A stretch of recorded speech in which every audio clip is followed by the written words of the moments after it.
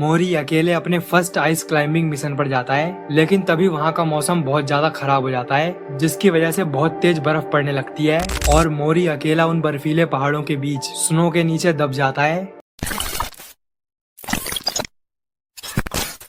The climber की एक और वीडियो में आप सबका स्वागत है। आज की ये वीडियो बहुत ही ज्यादा इंटरेस्टिंग होने वाली है, क्योंकि हम मोरी को उसके फर्स्ट क्लाइंबिंग मिशन पर जाता हुआ देखेंगे, जहां उसे बहुत सारी चुनौतियों का सामना करना पड़ेगा और इसी के एंड में उसके साथ एक बहुत बुरा हादसा होने वाला है। तो इस वीडियो में आपको बहुत मजा आने वाला है। सो बिना टाइम वेस्ट किए लेट्स स्टार्ट द वीडियो।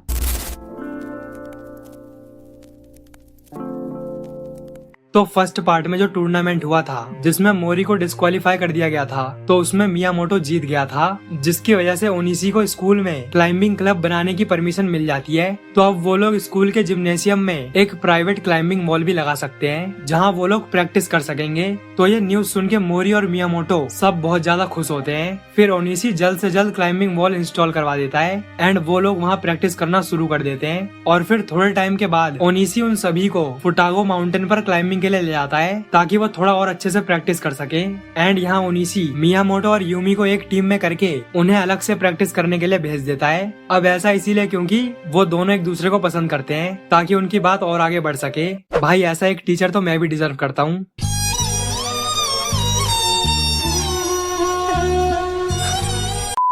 तो मियामोटो यूमी के साथ दूसरी साइड चला जाता है और बाकी सब ओनिशी के साथ क्लाइंब करना शुरू कर देते हैं। बट यहाँ मियामोटो को इतनी अपॉर्चुनिटी मिलने के बाद भी एट लास्ट वो बात बात में यूमी से झगड़ा कर लेता है, जिससे वो नाराज होकर अकेले जाने लगती है। और तभी वहाँ झाड़ियों में से उसका पैर फिसल जाता है और वो कहीं नीचे गिर जाती है। तो मियामोटो तुरंत ओनिशी को कॉल करके ये सब बताता है कि यूमी कहीं गिर गई है, वो मुझे मिल नहीं रही है। और फिर क्या, ओनिशी तुरंत अपना सारा क्लाइंबिंग का सामान लेकर उसे ढूंढने निकल जाता है। वो मोरी को यहीं रुककर इंतजार करने के लिए बोलता है। एंड जब वो लोग चले जाते हैं, तभी मोरी नोटिस करता है कि वहाँ किसी का हेलमेट गिरा हुआ है। एंड वो जैसे ही ऊपर की तरफ देखता है, तो वहाँ उस माउंटेन की क्लिफ पर यूमी बेहोश पड़ी हुई है। अब अगर उसे जल्द से जल्द वहाँ से नहीं हटाया गया, तो वो नीचे गिर जाएगी, जिससे उसकी मौत हो सकती है। एंड फिर क्या, मोरी बिना कुछ सोचे बिना किसी इक्विपमेंट के चढ़ना शुरू कर देता है। और वहीं थोड़ी दूर पर हम दो जर्नलिस्ट को देखते हैं, जो अपनी मैगजीन्स के लिए फोटो खींच रहे होते हैं। वो लोग मोरी को बिना किसी रोप के क्लाइंब करता हुआ देख लेते हैं एंड वो तुरंत उसकी फोटो खींचना शुरू कर देते हैं, क्योंकि इससे बढ़िया फोटो उन्हें मैगजीन्स के लिए कहाँ मिलेंगी।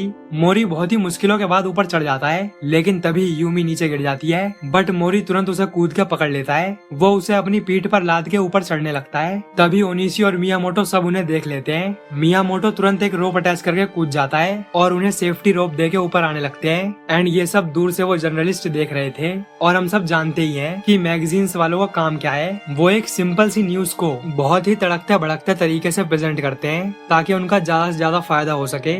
एंड ये लोग भी वही करते हैं। वो अपनी मैगजीन में प्रिंट करते हैं कि north high school climbing club का बच्चा बिना किसी सेफ्टी के क्लाइंब कर रहा था। क्या उन्हें अपने स्टूडेंट्स की जरा से भी परवाह नहीं है? उनकी वजह से एक लड़की की जान जाते जाते बची। और फिर क्या, उनके स्कूल की रेपुटेशन बिगड़ने लगती है, जिसकी वजह से उनके प्रिंसिपल क्लाइंबिंग क्लब को बंद करवा देते हैं। तो यहाँ मोरी खुद को ही ब्लेम करने लगता है कि ये सब मेरी ही वजह से हुआ है। अगर मैं सेफ्टी के साथ चढ़ा होता तो ऐसा कुछ भी नहीं होता। जिसपे ओनिशी उसे मोटिवेट करते हुए बोलता है कि ऐसा नहीं है, तुमने उस सिचुएशन में जल्द से जल्द रिएक्ट किया, जिससे यूमी की जान बच गई, तो खुद को ब्लेम मत करो। तो मोरी बोलता है, नहीं ऐसा नहीं है, मैं जब भी किसी चीज में इन्वॉल्व होता हूँ तो वहाँ चीजें खराब ही होती हैं, इसीलिए मैं अकेला ही ठीक हूँ। और इतना बोल के वहाँ से चला जाता है। बट तभी स्कूल के बाहर उससे वो जर्नलिस्ट आके मिलता है, जिसने उनका ये आर्टिकल प्रिंट किया था। वो बोलता है, जो कुछ भी हुआ उसके लिए मैं दिल से सॉरी बोलता हूँ। हमें आर्टिकल को और भी जूसी बनाने के लिए ऐसा करना पड़ता है, लेकिन उस दिन तुमने उस पहाड़ पे जिस तरह क्लाइंब किया था वो बहुत ही अमेजिंग था। आगे वो बोलता है, मेरे पास तुम्हारे लिए एक प्रपोजल है। एंड वो उसे एक स्नोई माउंटेन की फोटो दिखाता है। वो उससे बोलता है, ये यात्सुगा माउंटेन का सबसे ऊंचा पहाड़ है, जो अभी भी स्नो में कवर्ड है। तो क्या तुम हमारे आर्टिकल के लिए इस माउंटेन को क्लाइंब करोगे? तुम्हारा सारा खर्चा हम उठाएंगे, तुम्हारी पूरी सेफ्टी की जिम्मेदारी लेंगे, बस तुम्हें उस माउंटेन को क्लाइंब करना है। एंड आइस क्लाइंबिंग के बारे में सुनने के बाद मोरी बहुत ही ज्यादा ओवरवेल्म हो जाता है। वो उस फोटो को लेकर वापस से अपनी क्लास में चला आता है। एंड वहीं दूसरी तरफ हम देखते हैं कि उस आर्टिकल में जिन जिन लोगों का भी नाम लिया गया है, तो उनका पूरा स्कूल उन सबका मजाक बना रहा है, उनके बारे में बुरा भला बोल रहे हैं। और यूमी के बारे में तो कुछ ज्यादा ही गंदी बातें लिखी गई है कि वो हर लड़के से मुंह मारती है, कभी मोरी के पास तो कभी मियामोटो के पास। बस। एंड ये सब देखने के बाद यूमी जोर जोर से रोने लगती है। और हम सब जानते ही हैं कि अगर एक बार किसी लड़की के कैरेक्टर पर अफवाह फैल जाए तो वो कभी भी खत्म नहीं हो सकती है। उसके बारे में लोग हमेशा गलत सलत बोलते रहेंगे, जिसकी वजह से उसका आगे चलकर कॉलेज रिकमेंडेशन भी रुक जाएगा। तो अब यूमी को मजबूरी में ये स्कूल छोड़ना पड़ेगा ताकि वो आगे अपने करियर पर फोकस कर सके। जो देख के मियामोटो बहुत ही ज्यादा गुस्सा हो जाता है। वो अपनी क्लास में जाके सबको पीटने लगता है कि ये सब किसने लिखा है। वो मोरी से बोलता है, तुम क्यों शांत हो, इन लोगों ने तुम्हारे बारे में भी उल्टा सीधा लिखा है। और उसके लड़ने की वजह से उसे सस्पेंड कर दिया जाता है। तो ओनीसी उसे शांत कराता हुआ बाहर ले जाने लगता है। वहीं उसका दोस्त मोरी से बोलता है, तुम जब से यहाँ आए हो तब से सब कुछ बुरा ही हो रहा है, काश तुम यहाँ कभी आए ही नहीं होते। और ये सब सुनने के बाद मोरी फिर से अकेला महसूस करने लगता है। वो फिर से अकेले रहने लगता है। लेकिन तभी उसे कुरोसावा यानी कि उस जर्नलिस्ट का प्रपोजल याद आता है और वो स्नोई माउंटेन पर क्लाइम करने के लिए मान जाता है, क्योंकि अभी भी उसकी माउंटेन्स पर चढ़ने की भूख मिटी नहीं है। तो वो अपना सामान बांध के उस माउंटेन के एक लॉज पर पहुंच जाता है जो उन लोगों ने मोरी के लिए बुक किया है ताकि वो अगले दिन क्लाइंबिंग शुरू कर सके। बट यहाँ पहुँचते ही मोरी अपना सारा सामान रख के उन माउंटेन्स में घूमने निकल जाता है ताकि वो उस माउंटेन के व्यू को एंजॉय कर सके। और अब थोड़ा टाइम बीत जाता है। वो बुढ़ा नोटिस करता है कि वहाँ स्नो क्लाउड्स जमा होना शुरू हो गए हैं। एंड इसका मतलब समझे कि अब बहुत तेज बर्फ पड़ने वाली है, मौसम बहुत ज्यादा खराब होने वाला है। और क्योंकि मोरी ऐसे ही चला गया है बिना कोई इक्विपमेंट लिए, यहाँ तक कि उसने तो जीन्स पहन रखी है, तो अब जैसे ही बर्फ पड़ना शुरू होगी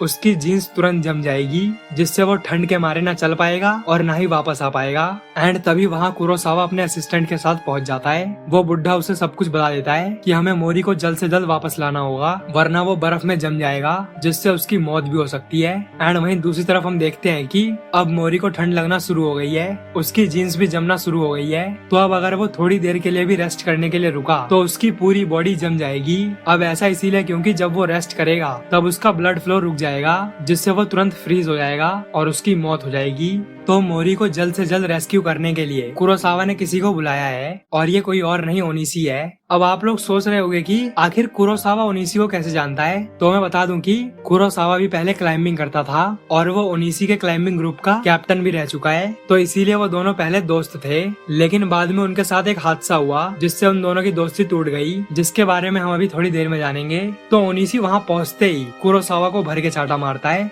वो बोलता है, तुम मेरे स्टूडेंट के पास भी कैसे आए? जिसपे वो बोलता है, तुम्हें मुझे थैंक्स बोलना चाहिए क्योंकि मैंने सबसे पहले तुम्हें इन्फॉर्म किया। तो ऐसी उनकी थोड़ी देर बात चलती है। ओनीसी उन्हें जल्द से जल्द रेस्क्यू टीम को बुलाने के लिए बोलता है एंड फिर खुद रेडी होने लगता है ताकि वो जल्दी से मोरी के पास पहुंच सके, क्योंकि रेस्क्यू टीम को आने में काफी टाइम लगेगा। तो कहीं तब तक मोरी को कुछ हो ना जाए। वो कुरोसावा को अपने साथ चलने के लिए बोलता है, जिसपे कुरोसावा तुरंत मना कर देता है कि मुझे ये सब छोड़े हुए सालों बीत चुके हैं, मैं नहीं जाऊंगा। तो ओनीसी उससे बोलता है, ये सब तुम्हारी गलती है तो तुम्हें मेरे साथ चलना पड़ेगा, और वैसे भी यहाँ पर सबसे ज्यादा एक्सपीरियंस तुम्ही को है। फिर कुरोसावा मान जाता है एंड वो मोरी को ढूंढने निकल जाते हैं। वहीं दूसरी तरफ हम देखते हैं कि मोरी ठंड के मारे एक पत्थर के पीछे छुप के रेस्ट कर रहा है, लेकिन तभी उसके ऊपर बहुत सारी बर्फ गिर जाती है और वो उसके नीचे दब जाता है। लेकिन वो जैसे तैसे करके खुद को वहाँ से बाहर निकाल लेता है और फिर से माउंटेन से नीचे की तरफ आने लगता है। एंड यही हम देखते हैं कि ओनीसी और कुरोसावा ने क्लाइम करने के लिए सबसे शॉर्टकट रास्ता चुना है ताकि वो जल्द से जल्द मोरी के पास पहुँच सके।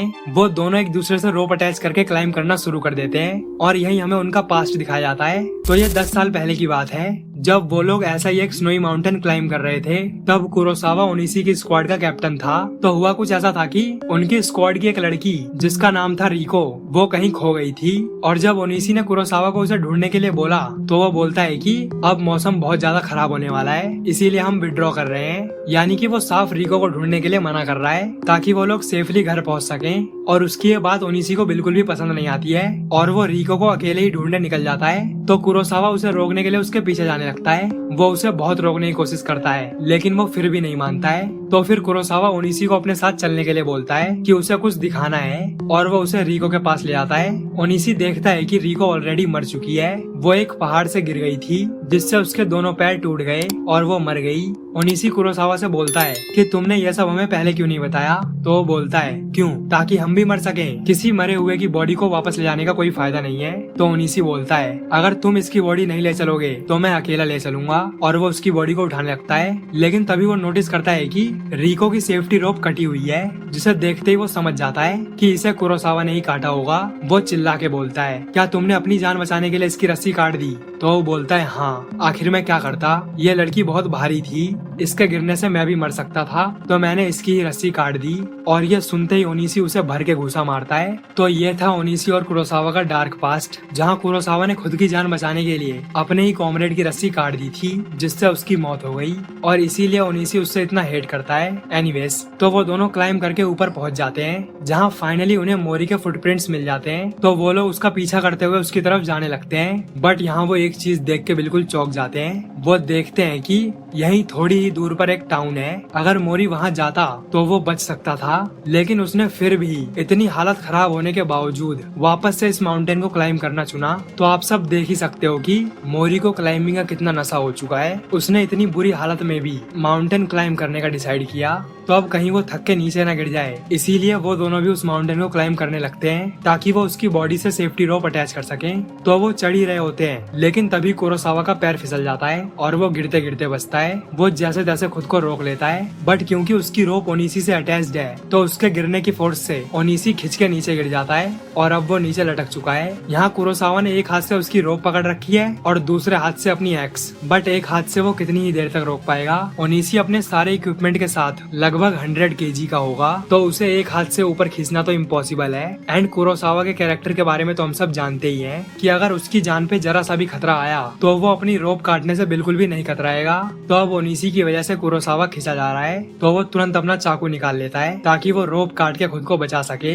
ये देख के ओनीसी की बिल्कुल फट जाती है, लेकिन तभी वो देखता है कि कुरोसावा उस रोप के बजाय अपनी बॉडी से लगी हुई एक रस्सी काट रहा है। वो बोलता है, मैं खुद को स्टेबल करने की कोशिश कर रहा हूँ, तो तुम ज्यादा हिलो मत। एंड फिर वो अपनी बॉडी को उस रोप से बांध के अपने दोनों हाथ फ्री कर लेता है, एंड फिर अपने दोनों हाथों से ओनीसी को ऊपर की तरफ खींचने लगता है। और ये सब देख के ओनीसी को यकीन नहीं होता है कि आखिर कुरोसावा ऐसा कर रहा है। वो बोलता है, तुम ऐसा क्यों कर रहे हो, तुम तो ऐसे इंसान नहीं हो जो अपनी जान जोखिम में डाल के दूसरे की जान बचाए। तो वो बोलता है, इस दुनिया में कोई भी ऐसा नहीं होगा जो अपने पार्टनर की रोप काटेगा। और ये सब सुनने के बाद ओनीसी के मन में बस एक ही सवाल आता है कि क्या उस दिन कुरोसावा ने रिको की रोप नहीं काटी थी। वो ऊपर चढ़ते ही सबसे पहले यही पूछता है कि आखिर 10 साल पहले असल में क्या हुआ था, मुझे सब कुछ सच सच बताओ। एंड फाइनली कुरोसावा उसे सब कुछ सच बता देता है। तो हुआ कुछ ऐसा था कि जब वो लोग क्लाइंबिंग के लिए गए थे, तो उस दिन कुरोसावा और रिको शादी करने वाले थे, लेकिन जब वो दोनों क्लाइंबिंग कर रहे थे तब रिको फिसल के गिर जाती है,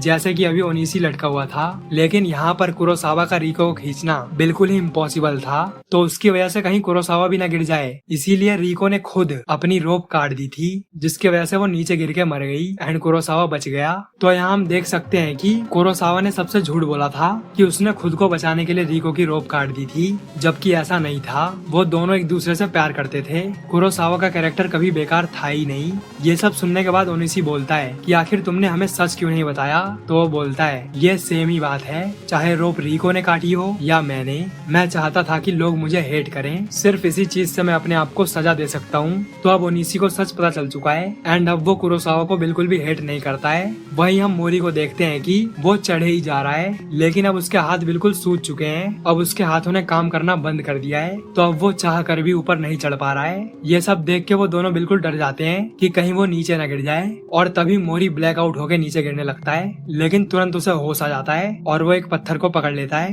एंड वो फिर से ऊपर चढ़ने लगता है। और ये सब देख के उन दोनों की फट जाती है कि कहीं वो फिर से न गिर जाए। वो तुरंत क्लाइम करके उसके पास जाने लगते हैं, लेकिन तभी एक बहुत बड़ा पत्थर ओनीसी के ऊपर गिर जाता है। और वो पत्थर इतना बड़ा था कि ओनीसी उस पत्थर की वजह से उतने ऊंचे पहाड़ से नीचे गिर जाता है। एंड फिर वही होता है जो किसी ने भी नहीं सोचा था, यहाँ ओनीसी की मौत हो जाती है। और वहीं दूसरी तरफ मोरी सक्सेसफुली अपने फर्स्ट सोलो क्लाइंबिंग मिशन को पूरा कर चुका है। तो एक लेजेंड के जाने के साथ ही एक नए लेजेंड का जन्म हुआ है और अब वहाँ रेस्क्यू टीम भी पहुंच जाती है। वो लोग मोरी, कुरोसावा और ओनीसी की डेड बॉडी को रेस्क्यू कर लेते हैं। एंड जब मोरी को ओनीसी के बारे में पता चलता है तो वो बहुत ही ज्यादा सैड हो जाता है। वो लोग ओनीसी का फ्यूनरल अटेंड करते हैं और इसके बाद हम देखते हैं कि मोरी किसी से मिलने हॉस्पिटल जाता है एंड ये कोई और नहीं मिजुकी है। अब आप लोग सोच रहे होंगे कि कौन मिजुकी, तो ये वही लड़का है जिसने छत से कूद के अपनी जान दी थी, जिसकी वजह से सब लोग मोरी को ब्लेम करने लगे थे और वो अकेला रहने लगा था। तो यहाँ हमें पता चलता है कि वो अभी मरा नहीं है, वो बहुत ही क्रिटिकल कंडीशन में है।